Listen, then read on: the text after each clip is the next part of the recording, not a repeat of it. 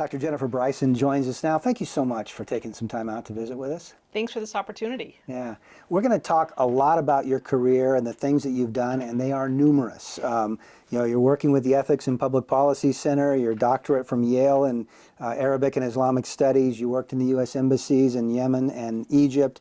You also worked for the Department of Defense, and in particular the Defense Intelligence Agency, and that work included interrogating detainees from Saudi Arabia at Guantanamo Bay. So, I mean, you've covered a lot in your life, but I want to start with your faith, and that's something that a thread that will run throughout this entire interview. So you are a convert to the Catholic faith. Tell me about a little bit about that decision. Why did you become Catholic? What went into that? I'm going to have to give you the nutshell version. I had a vague Lutheran upbringing as a child, but decided I didn't want anything to do with religion, didn't need it, I thought. Went to college, had no religion. My sophomore year of college, though, was the turning point. I was a very adventurous young woman. I had spent a year at my high school as an exchange student in Austria already, so I knew German. And I wanted to go overseas, and I thought, I want to go somewhere different and interesting. And so I went to the former East Germany, when it was still East Germany, in 1986-87, to the Karl Marx University. And while I was there, I chose to spend the year studying Marxism-Leninism. I was curious, and I was fascinated by it. I would say I was very lured in step by step. But one day, while studying this materialist philosophy, and then when we were really pushed to confront atheism, I thought, well, this might be true. I need to know. And at that point in my life, God broken is the only way I can say it. I had an experience of God that changed my life forever. My best friends that year were Polish students, so I was quite anti-Catholic, but they were amazing. And the Catholics in East Germany were a constant witness to me. And a few years later, I came into the Catholic Church, especially once I realized who Jesus is. And Jesus didn't write a book, he founded a church. I had to go be part of it. That's great. So your resume, as we've talked about, includes a lot of impressive work around the entire globe. You've worked defending our country. You've focused on free speech rights. How has your Catholic faith kept you grounded throughout your career? It has been solace, inspiration. It's also been what has sort of reined me back in at times when maybe my career interests were too much about me and the world. And throughout the whole world, my Catholic faith has always connected me with the most amazing people. Whether it was going to Mass in Yemen, or when I've lived in Austria, when I was overseas at a military base, that has also been a constant connection between my faith and the place my work has taken me. As you're just getting going as a Catholic, was it tough as a new Catholic to be traveling the globe and to try to be a Catholic in Yemen? Absolutely. And I came into the Catholic Church in 1990, right when I finished my master's degree at Yale, a year after I'd graduated from Stanford. And a few weeks after confirmation, done with my master's degree at Yale, medieval European history, I left and moved. And a piece of advice I have for converts is, if at all possible, try not to move immediately after confirmation. Because I was suddenly this brand new Catholic. There were so many things I didn't know or understand, thrown into the big church. I didn't understand at the time. The way I would phrase it now is how wounded the American church is today. So I had many challenges at first. It wasn't a grand honeymoon, but thanks be to God, I had a fantastic sponsor for confirmation who's a cradle Catholic, and she was the stability to my uncertainty and questions at time. And I'm grateful to remain grounded in the church today. Let's talk about some of the work you're doing right now, and that includes work on translating the writings of a Catholic author, Ida Gores, you're translating them from German to English. Now, I want to have you tell us a little bit about Ida, and why should a Catholic today be concerned about what she had to say in the mid-20th century about the Catholic Church? Sure. I discovered her in 2019, and the first book I read by her was so beautiful and insightful and clearly so in love with the faith that when I discovered that it had never been translated into English, I had two thoughts. One is, how is this woman not completely famous today? And this has got to be available for Americans and others in English. I find her a voice I think the church needs today. She was born in 1901 and lived until 1971. So she's got a lifespan where she goes through the tremendous Catholic revival in Europe that is not very well known, but I think should be, because it's a treasure chest of riches in the 1920s, early 30s, that really formed her. She suffered through the Second World War, comes out of that with her masterpiece, which is a book on Saint Therese of Lisieux called The Hidden Face. And she became known even already before that for her hagiography in the saints. She loved the saints. And for renewal of hagiography in the 20th century, she played a vital role in that. And she also wrote a great deal about the church. Something that's interesting, though, is she combines being a highly learned woman and very well read with always wanting to write for the laity. Her heart's passion in life was, how can I move the laity from faith as maybe a vague cultural identity, cultural habit, to an encounter with God and Christ and his church on fire. And so she's not writing in an academic silo, but she's bringing her learning and especially her faith insight to the laity. She actually used to be quite famous. Her works were translated into English immediately when she started publishing them in German in the 1930s, 1932 already. Sheed and Ward is translating and publishing her work in English. Christopher Dawson picks up on the first book she ever writes and includes it in a series that he published. But like quite a few of these German language Catholic authors from this amazing renewal, World War II really hit the brakes on everything. In the decades after that, she was not as well known in English, although her masterpiece on Saint Therese of Lisieux was translated into English in 1959.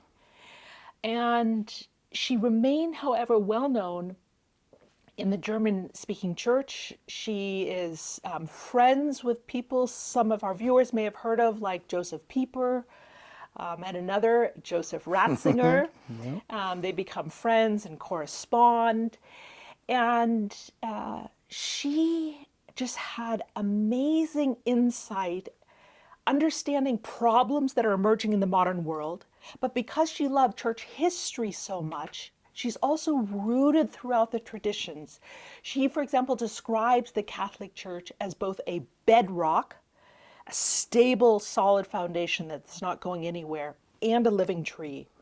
So she's able to unite this love for history and tradition with recognizing she's in the modern world. She sees problems that are unique to today, and so she's able to speak in a modern idiom that's amazingly relevant to Catholics today, by drawing on her love for the church and tradition.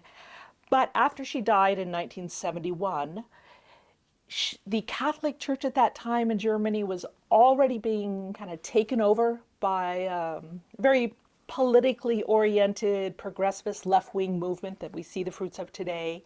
And she was just the kind of voice they didn't want to hear. Also, she and her husband had experienced the pain of infertility. Her writings on that topic are just heart-wrenching. And one result was that she had no children to try to be a voice for her and carry on her legacy. And she really was almost entirely forgotten, except for just a few people in Germany who kept trying to mention her from time to time and keep the light on. One, for example, is Cardinal Leo Schäfzig, who was close with Ratzinger, was a great theologian. He wrote a foreword to one of the republications of her books in 1995 that's available today in English, called The Church in the Flesh.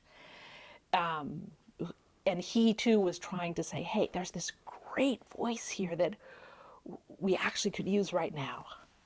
And so it's really a privilege to have an opportunity now to translate some of her works from German to English, and I've been able to make them available through Ignatius Press, Cluny Media, and there's one coming out in the winter of 2026 from Catholic University Press. And you touched on it a little bit, but she was a woman with a voice. She wasn't afraid to have an opinion, and sometimes that may have gotten her in trouble. And it did sometimes. She, in the mid-40s, was a highly controversial figure, and this was still a time when you weren't supposed to criticize the church publicly. But she was concerned, again, her primary concern was souls.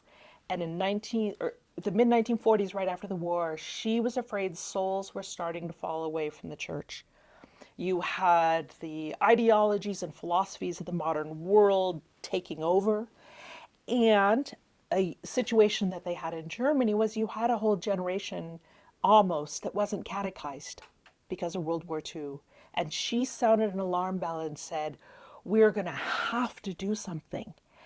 She was critical then, but I think she's viewed retrospectively as having been somewhat prophetic. Mm-hmm. One of the books you translated of hers was on St. John Henry Newman, A Life Sacrificed. What do you think was the message that she was trying to get out about one of the church's greatest saints and now the newest doctor of the church? She loved St. John Henry Newman, by the way. Throughout her works, she was often quoting him. Also, she had an English-speaking nanny as a child, so she was fluent in English from a very young age. And in her book on Newman, she wants to help us see that while he certainly was an amazing intellect, an incredible preacher, a courageous figure who had to give up so much to leave the Anglican Church and come into the Catholic Church, he later becomes a great leader as a cardinal. That behind all of that, she wants us to look into his heart and into his soul. And when she looks at his life, the key thing she sees that was part of his sanctity is how much he had to sacrifice. And that his dedication to truth and obedience to God were always north on his compass. And he followed those even when it meant sacrificing. And she covers that in a beautiful way in John Henry Newman, A Life Sacrificed. The most recent book that you translated of Ida Gorez was Bread Grows in Winter, just published by Ignatius Press. What can we learn from that book, and what did you learn translating that book? Sure. So I have it here with me today because it's just come out before our interview. It's nice to hold the hard copy after working on a project for several years. Bread Grows in Winter contains 6 chapters that she composed from 1967 to 1970. And so they're all at a time when there's dramatic upheaval, dramatic challenges to what people know as the church and the faith. And she addresses in these 6 chapters a variety of topics, from who is Christ to, well, what does it mean today to have so many laity suddenly studying theology? It wasn't that way before. To, is celibacy still relevant? She says yes. Spoiler alert, by the way. Even to the last question in the final chapter of, can we even trust the church anymore? And she addresses all of these questions with beautiful prose, insight, wisdom, and I find an unusual balance, because she, like you said, sometimes says things rather sharply. She doesn't hold back. When she sees a problem in the church, she identifies it and names it and calls a spade, and she loves the church and trusts the church. So she isn't saying, don't worry, everything's fine. She says, yes, were facing challenges, deep ones. But she draws on church history, which she calls her great consolation in times of trouble, and helps us to step back and see the bigger picture. And this book contains an extra item that's not in the German edition, and that is the eulogy that Joseph Ratzinger gave for Ida Gurris at her death in 1971. And in that eulogy, he repeatedly draws on one text by Ida Gurris. And that text is this chapter, Trusting the Church, in chapter 6 of Bread Grows in Winter. And so I asked Ignatius Press to include the eulogy in this book because readers will be able to see how his work and her work relate to each other. And he was very impressed with her. Yes. Yeah. Yeah, And safe to in the say. introduction, did some research and was able to provide readers examples then later in his life after her death when Father Ratzinger, then Cardinal Ratzinger, then Pope Benedict XVI actually refers back to her and her work. That's great. So let's talk about another part of your career, and that's one with the Department of Defense. You worked in interrogation at Guantanamo Bay in Cuba, in the detention camp there, and you wrote about that in an article for Public Discourse a number of years ago. And I want to talk about some of the things you mentioned in that article. You said that there were very distinct differences between effective interrogation and torture. You wrote, torture and interrogation are opposites. And you also wrote about the humanity of the detainee, and you said building a rapport is much more effective than torture when it comes to that interrogation. So my question is, when you're building that rapport with the detainees, did you share your Catholic faith with them? Did that ever come up? Interesting question. So I was working as a civilian for the Defense Intelligence Agency, and they sent me to Guantanamo for 2 years from 2004 to 2006. I prayed to God. This is something very personal that I'm going to share. That was how I personally approached my professional responsibility, but as a Catholic. I pray that the interrogation room, what we called the booth, would be a place where I would not be a barrier to the Holy Spirit. My role was not there as a direct missionary. I had professional responsibilities to the U.S. government in what I had agreed to do, and I really enjoyed working for the military, and it was an honor, and I'm grateful for the work we were able to do to defend our country. But it doesn't mean that I left my faith outside the room. Also, at Guantanamo, I worked with the Saudi detainees in particular. We had detainees from many different countries. Yeah. And the Saudi detainees, most of them, not all, but most of them were really deeply religious. Thus, religion was simply a part of our conversations. And what was interesting is that most of them, really almost all of them, because keep in mind, this isn't Saudi on the street. These were Al-Qaeda fighters who were in the fight against the West. They viewed Americans, their stereotype was godless, debauched heathens. And so for them to meet somebody, and they met a whole number of interrogators who were decent human beings.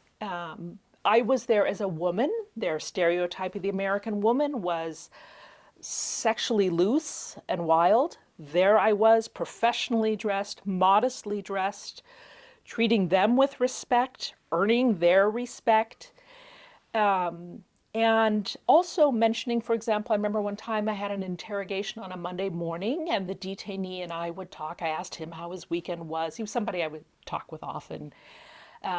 That building rapport, human conversation, human connection, and he would tell me about his weekend, maybe what had gone on, and he would ask me how my weekend was. And I would say it was fine. I was glad to have a break on Sunday, and I went to church yesterday and then rested in the afternoon. And the conversation would go on. But he would be very interested in the fact that I had gone to church. He was aware of this. also my Catholic faith informed the way I dealt with my colleagues. And I would like to hope that my faith also helped to guide my conscience, although it was a difficult time because I happened to be at a sort of low point in my faith from my struggles with what's going on in the church. I don't understand. I wasn't going to Mass at the time. And for me, one of the most important lessons I learned at Guantanamo is that formation of conscience has got to happen ahead of time. It's something that has to be part of our Catholic lives, because that moment when you're suddenly called to make hard decisions that are going to have perhaps a life or death impact, that isn't the moment that you have time to stop and think, oh, I wonder what the catechism says. I think I want to go look and see what Thomas Aquinas says. There is no time. You have to decide then. So through the work of Ida Guris, actually, since I've been at Guantanamo, I've had a chance to learn a lot more about what conscience is, because that was a topic she cared a lot about. I wish I knew then what I know now, but I've also written about how my experience I wrote for a Catholic publication, how my experience at Guantanamo taught me the importance of formation of conscience, because developing the interior prayer life, being with the sacraments regularly and accepting the grace that can come through them, so that when we have a tough decision to make, our discernment mechanism for God's will can be more finely tuned. And you were in charge of the interrogations, which meant you had to make some tough, difficult decisions. And I think you've written about how some of your colleagues wanted to maybe take a harsher approach, and you again tried to emphasize the dignity of the detainee and develop that rapport with them. And yet, in the end, that probably proved to be more successful, it seems, than the harsher techniques. Is that what you found? It was more successful. And I actually was able to measure the success, because when I arrived, I only worked with the Saudi detainees, and I was a team supervisor for that group. And that team was doing terribly for many months, but it was just thought, well, Saudis are extra difficult, more difficult than the other detainees, because they were some of the more sophisticated Al-Qaeda members we had. So, it's just too hard. And I didn't accept that. And I said, these are human beings. An interrogation is a conversation between two human beings. We can do this. Yeah. And so I rejected requests to use some harsher techniques, not torture, but harshness that would degrade rapport between two people, that was completely outside the very clear guidelines I had from the U.S. Army, which had written the interrogation manual. And then I worked with my whole team, terrific interrogators. I got to supervise enlisted personnel and some contractors who'd been former enlisted interrogators. And we worked on how you build that connection. And 6 months later, the team, in my last week there, was the top on the island in its success. But it came through being open to a human conversation. You worked for the Department of Defense for a couple of years, I believe. Yes. And now it's 20 years later. So what impact did those 2 years have on your life and your faith? How many weeks do you have to discuss this? Being an interrogator at Guantanamo was, for me, one of the most eye-opening experiences I've had in life, in having to face the question of what is a human being. I had to think about, well, who am I? Who will I answer to at the end of my life in eternal terms? That had to inform my decision-making. And who is this person sitting across from me? And when one learns to be able to have a conversation with one's enemy, who is boasted about joy for what the terrorists on 9/11 carried out, who would love to kill some of my fellow American citizens, finding a way to have a conversation and try to discover who is this person, forced me to just question at deeper level, what is a human being? And with this question of human dignity, I had to be aware, well, this detainee is a human being. God created this human. There's a level of dignity there, and that doesn't mean I agree with everything. I also had to consider the well-being of the interrogators. If interrogators are being asked to do something awful, that has an impact on them. There's a humanity to the interrogator. I had to consider the humanity of the civilians that we could protect if we did our job with excellence in gathering information. So it really was a very deep experience for me that I've spent many years since then and still today continue to work through. I'll bet. Currently, you're working for the Ethics and Public Policy Center, and you were just named the Mickey Shapiro Free Speech Fellow, and that will involve kind of unique work, a study of how German Catholics use satire in one of their journals from 1933 to 1941 as a means of challenging restrictions on free speech under the Nazi regime. So what can we expect to find out from that research, and how is it going to help us protect free speech today? So I'm very excited about this prize that I won from a group called the Kirk Center, named after the great American conservative thinker Russell Kirk. And they are offering these fellowships to look at questions of free speech, to understand free speech better in order to protect it. And so my particular project in looking at how did Catholics in one particular Catholic journal under Nazi Germany use satire as a way to push back on and circumvent restrictions on free speech. The center of my research project is going to be studying a satirical sermon by Satan to celebrate the anniversary of the fall of man. That was written by a great Catholic thinker who's not well known, but yet again, one of those we have a lot to learn from, but almost none of his work is translated into English. So I'm going to be studying how they used satire, because in that he's through satire criticizing those who are excited about Satan's work. And so he's criticizing those with visions for society that are profoundly problematic. Yes. But he does it through satire to use creativity, and also so that it's too sophisticated for the censors entirely to see what's going on.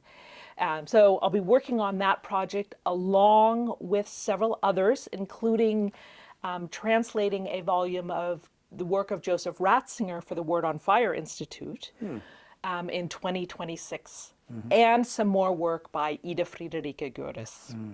Wow, that's great. So you're accomplished in so many different areas of work and study. I want to ask you, I want to get your advice to people on balancing a career and balancing your Catholic faith. How do they work together? Faith comes first, and it comes last. It needs to be the informative starting point, but also when we think of a telos or end, where am I trying to get to? My faith has got to be what's going to inform that. If my career in between can be a way for me to serve God, and also for those who have families, a way, for example, for a father to provide for a family, career fits inside of that starting point and end point. I had a very secular upbringing in the San Francisco Bay Area in the 1970s, and I was raised, especially as a girl, to know two things. Excel in your career and show the boys you can beat them. I honestly knew nothing else. And it took the Catholic faith crashing into my life and reorienting me, and then having to grow in my faith over time to realize life isn't about your career. Career needs to be about your life, and your life is built by your faith and on your faith and for your faith. Great advice. Dr. Jennifer Bryson, thank you so much for taking some time with us to share a little bit about your career and your faith journey. Really appreciate it. for this opportunity, and it's wonderful to be part of the Diocese of Lincoln, Nebraska.